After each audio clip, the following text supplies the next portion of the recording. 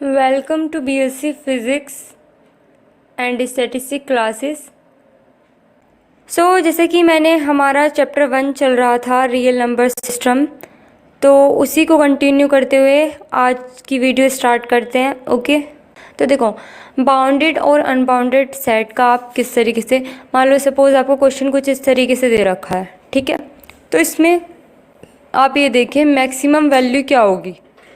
Maximum value है इधर -1 ही होगी, ठीक है, क्योंकि ये इधर को चलता हुआ जा रहा है। अगर आपने नंबर लाइन पढ़ी हो तो इसमें इस तरीके से होता है 0 1 2, इधर की साइड इधर की नेगेटिव होता है, जो सबसे छोटा होता है नेगेटिव, यानी कि क्योंकि इधर की साइड को जो है बढ़ता हुआ जाता है, तो इस हिसाब से मैक्सिमम निकाल लीजिए। तो -1 और मिनिमम क्या इसमें कहीं पता चल जाएगा आपको मिनिमम है? नहीं पता चलेगा, क्योंकि डैश डैश डैश दे रखा है, तो नो डिफाइन। तो ये जो होगा जेड इनवर्स वो बाउंडेड होगा अबव। बाउंडेड अबव कब कहेंगे? बाउंडेड अबव यानी कि जब आपकी मैक्सिमम कंडीशन सेटिस्फाई हो रही हो और बिलो ना हो रही हो, तो उसे बोलेंगे बाउंडेड अबव, ठीक है। तो इस वजह से ये बाउंडेड बिलो नहीं है, ठीक है। नेक्स्ट क्वेश्चन हम देखते हैं इससे रिलेटेड, वो है ये दे रखा है आपको z पॉजिटिव, ठीक है, 1 2 3। तो इसमें आप मैक्सिमम देखिए, मैक्सिमम क्या 1 मैक्सिमम थोड़ी ना होगी, आगे 3 भी है, इससे आगे भी होंगी, तो मैक्सिमम आपको डिफाइन नहीं है। और मिनिमम क्या है इसमें 1 है, तो मिनिमम डिफाइन है, सिंपल सी बात है। तो ये क्या होगा, बाउंडेड बिलो होगा और बाउंडेड अबव ये नहीं होगा इस वजह से, ठीक है। ये क्लियर हुआ। नेक्स्ट क्वेश्चन आपको कुछ इस तरीके से दे रखा होगा कि 1/n है और n बिलोंग कर रहा है नेचुरल नंबर को, ठीक है। तो अगर आप ये 1 रखेंगे, यानी कि नेचुरल नंबर स्टार्ट कहाँ से होते हैं 1 2 3 4 इस तरीके से, तो 1/1 क्या होगा 1 होगा। 1/2 इस तरीके से, 1/3 इसमें रखते जाइए n की वैल्यू, तो इस तरीके से। तो ये डिवीज़न होते होते 1 से सारी छोटी ही बनेंगी, ठीक है, क्योंकि 1/2 ही देख लीजिए आप डिवाइड करके, तो ये होता है 0.5, तो छोटी बनेगी।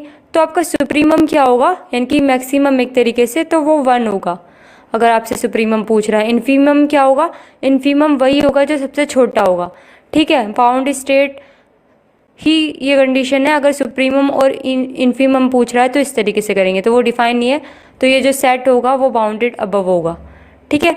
नेक्स्ट क्वेश्चन देखते हैं हमारा।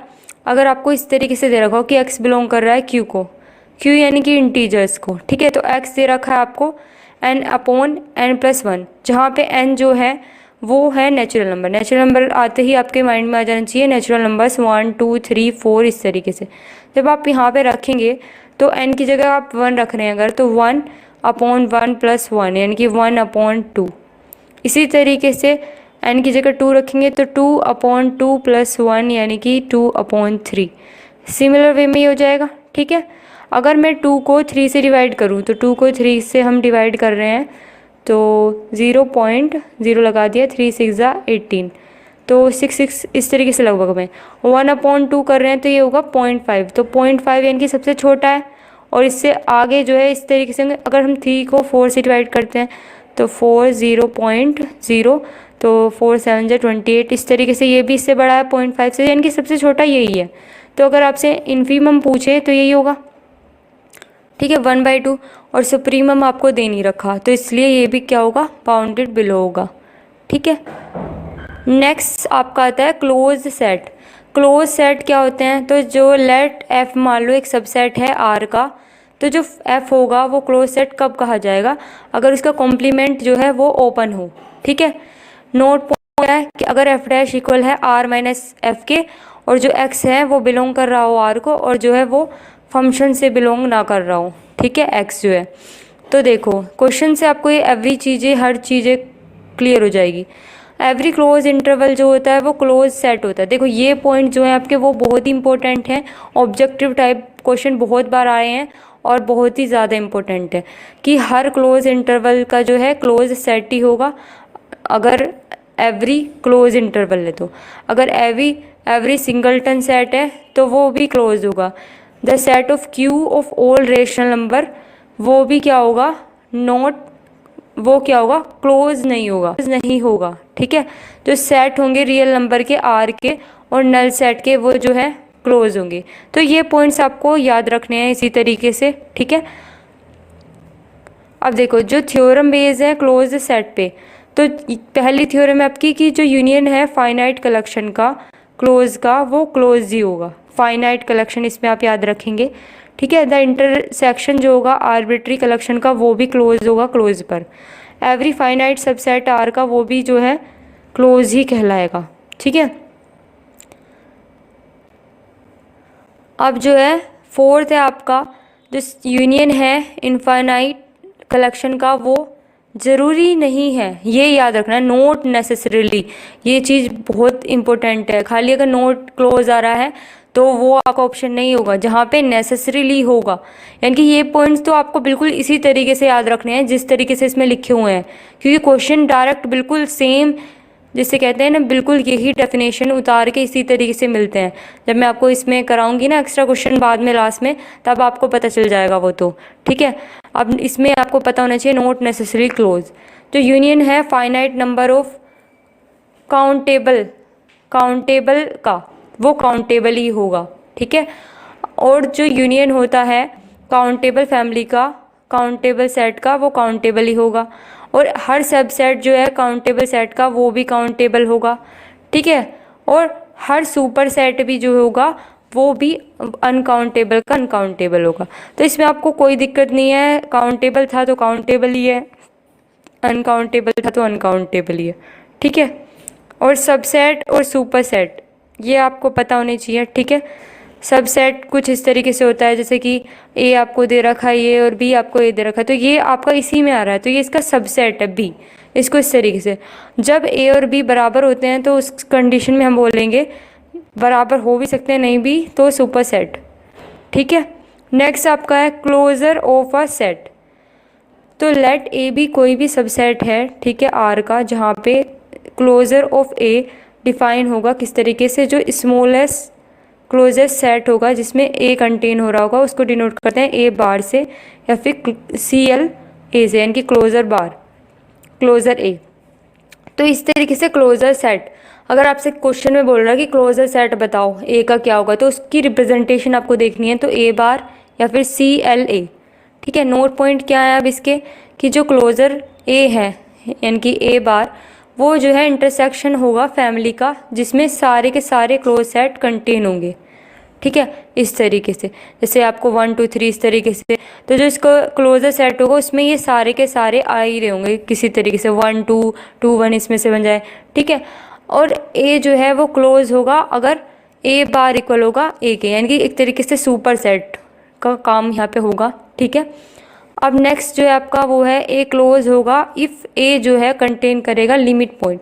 तो ये वाला पॉइंट बहुत इंपॉर्टेंट है, जहाँ पे ए क्लोज कब होगा, जब ए कंटेन करेगा उसके लिमिट पॉइंट। यानी कि लिमिट पॉइंट से क्या मतलब है, बाउंड कंडीशन एक तरीके से, जैसे 2 से लेके हमारा 5 तक है, तो आपके ये लिमिट पॉइंट्स हैं, इसके बीच में और भी हो सकते हैं, ठीक है। ये फाइनल आपके ये होंगे, ठीक है। नेक्स्ट आपका ओपन सेट। ओपन सेट क्या होता है, the set S is a subset होता है आर का, जहाँ पे एस जो है वो ओपन होगा अगर एवरी पॉइंट ऑफ एस जो है वो इंटीरियर पॉइंट होगा एस का, ठीक है। नोट पॉइंट क्या है कि ए सेट अगर एस ओपन है तो कब होगा, जब एस नॉट इक्वल होगा एस के, ठीक है। सेकंड है आपका ए सेट एस इज़ ओपन होगा यदि कंटेन करेगा नाइबरहुड हर पॉइंट का, ठीक है।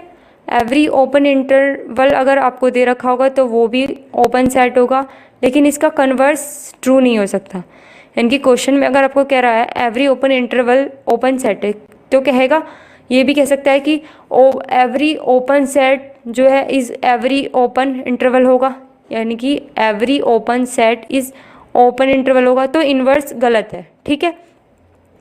Every non empty finite set भी जो है वो जो है ओपन सेट नहीं होता है। आप इनको किस तरीके से याद रखेंगे, आप अपना शॉर्ट बिल्कुल पेज पे लीजिए सारे कि कौन सा, इस तरीके से डिवाइड कर लीजिए और फिर इस तरीके से पॉइंट बस में लिखिए आप कौन सा क्या होगा, ठीक है। जैसे इसका इन्वर्स यहाँ पे ट्रू नहीं होगा, रेशनल नंबर जो है वो इसमें ओपन सेट में नहीं आएंगे। तो ये अगर क्यू नॉट इक्वल क्यू जो है वो क्यू के अगर बराबर नहीं है तो हैंस जो है ओपन सेट नहीं होगा। ठीक है, और मान लो ये कंडीशन है क्यू ओपन सेट नहीं है। नेक्स्ट आपकी थ्योरम है बेस्ड ओपन सेट पे। क्या क्या थ्योरम है? बिल्कुल क्लोज सेट की तरह ये भी, कि जो यूनियन होगा आर्बिट्री फैमिली का ओपन सेट का वो ओपन होगा। The intersection of finite collection of open set का वो भी ओपन होगा। जो इंटरसेक्शन होगा इनफाइनाइट, उसमें जो क्लोज में था वो फाइनाइट था, इसमें इनफाइनाइट है। Collection of open set is not necessarily, ज़रूरी नहीं है कि ओपन हो। ठीक है, नेक्स्ट है आपका neighbourhood of a point. Neighbourhood of a point क्या होगा? Neighbourhood of a point a subset N of R is said to be a neighbourhood point बोला जाएगा अगर पी बिलोंग कर रहा है आर को, इफ़ एग्जिस्ट कर रहा है रियल नंबर, यानी कि इसको छाई बोलते हैं। ठीक है, यानी कि जो की कंडीशन होगी ये बड़ा होगा आपका ज़ीरो से, तो आपकी ये कंडीशन एग्जैक्टली सेम ऑप्शंस में मिलेगी, तो आपको यही वाला ऑप्शन उसमें करेक्ट होगा, यही आपको करना है। नाइबरहुड ऑफ पॉइंट इस तरीके से ही डिनोट होगा। ठीक है, और सिंस जहाँ पे P बिलोंग करेगा P माइनस की छाई और P प्लस छाई एंड P माइनस की छाई और P प्लस छाई, ठीक है, ये बिलोंग करेगा N को।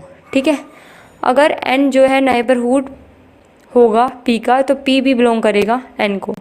नोट पॉइंट क्या है? एनी ओपन इंटरवल जो होगा एक नाइबरहुड होगा हर पॉइंट का। Second, set of rational number जो होंगे वो कभी भी इन नाइबरहुड पॉइंट नहीं होंगे खुद के।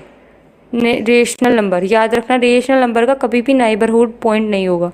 ठीक है, नेक्स्ट, अगर सेट है z पॉजिटिव यानी कि पॉजिटिव इंटीजर्स का, q मतलब होता है आपका रेशनल नंबर, ठीक है, z यानी कि इंटीजर्स और r यानी कि रियल नंबर्स। ठीक है, तो जो पॉजिटिव वाले होंगे इंटीजर्स वो उनका भी कभी भी नाइबरहुड पॉइंट नहीं होगा। ठीक है, ये आपके इसी तरीके से क्वेश्चन आएंगे इसमें डायरेक्ट, तो इसलिए आपको ये सारी प्रॉपर्टीज़ पता होनी चाहिए। एक ये प्रॉपर्टीज़ है हाउस ड्रॉफ प्रॉपर्टी बोलते हैं इसे। अगर a और b कोई भी दो डिस्टिंक्ट रियल नंबर हैं देन देयर एग्जिस्ट करेगा एक नाइबरहुड a और b का जो कि डिसजॉइंट होगा। ठीक है, सेकंड है आपका डी काइंड कैंटर एक्सियोम, ये आपकी सेकंड प्रॉपर्टी है। इसमें क्या होता है कि जो हर रियल नंबर होता है वो कॉरेस्पॉन्ड करेगा किसी यूनिक पॉइंट में। ठीक है, ऑन अ डायरेक्टेड लाइन और conversely to point on a directed line they correspond to a unique real number. ठीक है, और थर्ड प्रॉपर्टी आपकी डेंसनेस प्रॉपर्टी, ये आपकी डायरेक्ट जो है डेफिनेशन से ही आ रही है, इसी वजह से मैं आपको इसकी डेफिनेशन के थ्रू ही करा रही हूँ। तो देखो, जो प्रॉपर्टी है बिटवीन कोई भी दो डिस्टिंक्ट रियल नंबर में देर ऑलवेज लाई करेगी एक रियल नंबर और and infinitely many rational numbers. ठीक है, इसमें लाई करेगी। तो आप इन तीनों प्रॉपर्टीज़ में कंफ्यूज भी हो सकते हो, तो इसको आप किस तरीके से याद कर सकते हैं? तो जो हाउस ड्रॉफ है डी से ड्रॉफ और डी से डिसजॉइंट होगी। ठीक है, ये क्योंकि डेफिनेशन बिल्कुल सेम यही मिलेगी, बिल्कुल भी अलग नहीं मिलेगी। सेकंड आपका डी काइंड में आप इस तरीके से याद कर सकते हैं कि जो डायरेक्टेड लाइन होगी और कन्वर्सली होगा वो एवरी पॉइंट के। ठीक है, सेकंड थर्ड जो है आपकी डेंसनेस प्रॉपर्टी, इसमें क्या होगा, दो डिस्टिंक्ट रियल नंबर होंगे जो कि हमेशा लाई करेंगे रेशनल नंबर और इनफाइनाइटली, इसी वजह से काफ़ी सारे रेशनल नंबर होंगे वहाँ पे जो भी होंगे। ठीक है, दो तो इसमें आप ये याद रखें दो डिस्टिंक्ट रियल नंबर यानी कि टू डिस्टिंक्ट रियल नंबर। ठीक है, अब देखो बाउंडेड क्या होता है, मैंने आपके क्वेश्चन इससे डिस्कस भी हो गए हैं वैसे तो ये, तो मिनिमम और मैक्सिमम कंडीशन इसमें एग्जिस्ट करती है। पहली बाउंडेड अबव और बाउंडेड बिलो। बाउंडेड अबव होगा तो ओनली मैक्सिमम जो है यहाँ पे एग्जिस्ट करेगा, बाउंडेड बिलो होगा तो ओनली मिनिमम यहाँ पे एग्जिस्ट करेगा। ठीक है, अब लीस्ट अपर बाउंड किसे बोलते हैं? जो भी मैक्सिमम वैल्यू होगी, तो आपको सिर्फ अपर वाले पे ध्यान देना है, अपर यानी कि मैक्सिमम, क्योंकि ये कन्फ्यूज हो सकता है, लीस्ट मतलब कम होता है, तो अपर वाला मैक्सिमम वैल्यू एग्जिस्ट करेगी और लोअर वाले में मिनिमम। ठीक है, क्योंकि यहाँ पे उल्टा है, देखो लीस्ट अपर बाउंड और ग्रेटेस्ट लोअर बाउंड। ठीक है, तो यहाँ पे मिनिमम वैल्यू एग्जिस्ट करेगी। ठीक है, अब देखो,